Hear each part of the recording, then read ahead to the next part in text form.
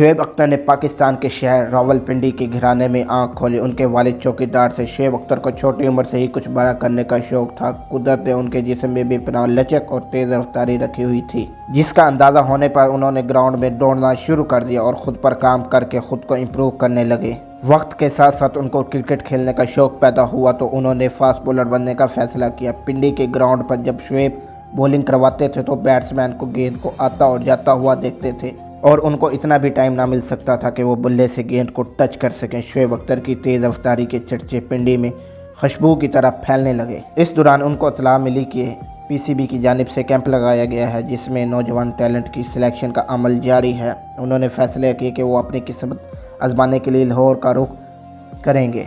उन्होंने लाहौर जाने का फ़ैसला तो कर लिया, लेकिन यहाँ पर उन्हें सबसे जो बड़ा मसला था वो था पैसों का। शुएब के पास उस वक्त सिर्फ 200 रुपये थे, जिसमें से उन्होंने किराया भी देना था और इसके अलावा वहाँ पहुंचकर खाना भी खाना था और इसके अलावा ट्रायल के लिए ग्राउंड तक भी पहुंचना था और रिहाइश के लिए कमरा भी लेना था। इनके साथ पिंडी के 2-3 लड़के और भी थे जो अपनी किस्मत आजमाने के लिए लाहौर जा रहे थे।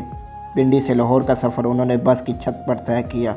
लाहौर पहुंचकर शुएब और उनके साथियों को खाने की फ़िक्र लाहक होने लगी, क्योंकि उनके पास पैसे बहुत कम थे। शुएब ने अपने साथियों से कहा कि इसका कोई हल निकालते हैं। शुएब चलते चलते लाहौर के रेलवे स्टेशन तक पहुंच गए।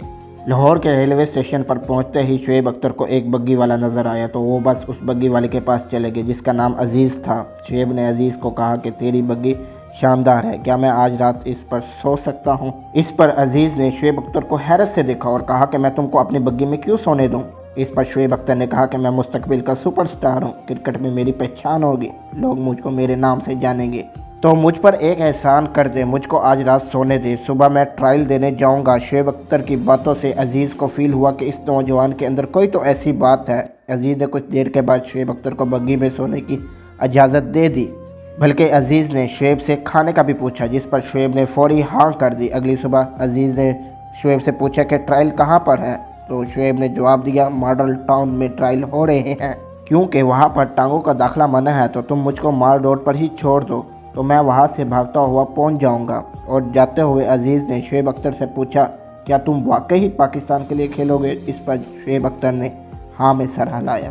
उसके बाद शुएब अख्तर भागते हुए मॉडल टाउन पहुँच गए। वहाँ तकरीबन 500 से भी ज़्यादा लड़के ट्रायल देने के लिए आए हुए थे। वहाँ शुएब अख्तर की सिलेक्शन हो गई और 3 साल बाद शुएब अख्तर ब्रांड बनकर दुनिया के सामने आए। 3 साल बाद जब शुएब लाहौर दोबारा पहुंचे तो वो अपने मोहसिन के एहसान का बदला चुकाने के लिए रेलवे स्टेशन पहुंचे। उन्होंने अपना भेस बदला हुआ था तो शुएब ने लैंड क्रूज़र से उतरकर अजीज़ को तलाश करना शुरू कर दिया और कई घंटों के बाद शुएब को अजीज़ बग्गी में सोता हुआ मिल गया। इसके बाद शुएब ने उसको उठाया और शुएब अख्तर ने कहा और अजीज़ से कहा उठो, शुएब अख्तर तुमसे मिलने के लिए आया है।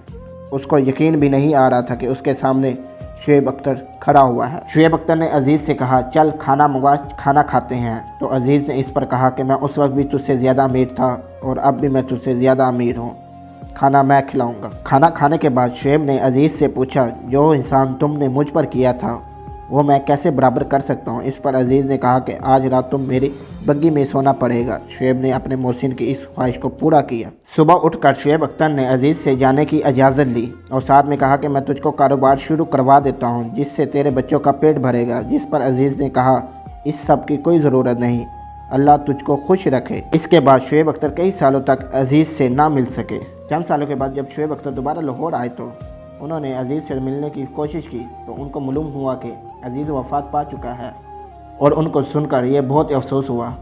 शुएब अख्तर ऐसे इंसान हैं जो कि आज तक अपने मोहसिन को नहीं भूले और आज भी वो कई इंटरव्यूज़ के अंदर अजीज़ का जिक्र लाजमी करते हैं और उनके एहसानों को याद रखते हैं।